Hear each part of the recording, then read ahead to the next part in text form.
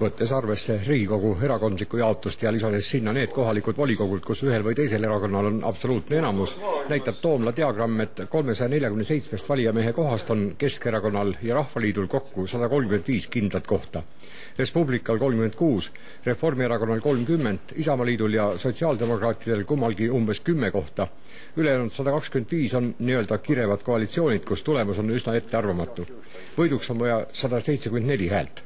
Teisiti öelduna Keskerakonnal ja Rahvaliidul, kellele ma pakkusin praeguse seisuga välja 135 kindlat häält, on puudu ainult umbes 40 häält.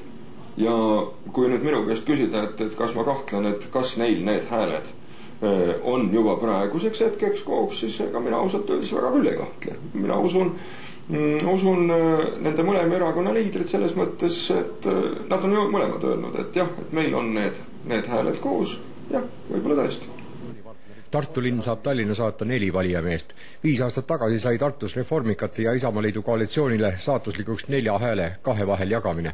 Praegu on Tartu volikogus 19 Reformierakonna liiget, 8 keskerakondlast ja 4 rahvaliitlast. Valijamehe kohti endiselt 4. Et Keskerakonnal Tartust on, ma usun, et päris mõistlik loota ühte kohta. Aga Rahvaliit, pigem olen seda meelt, et sellise jõudude vahekorra juures Rahvaliit Tartus ei saa küll ühtegi valijamehe kohta. Kuidas see mõjutab nüüd võimukoalitsiooni?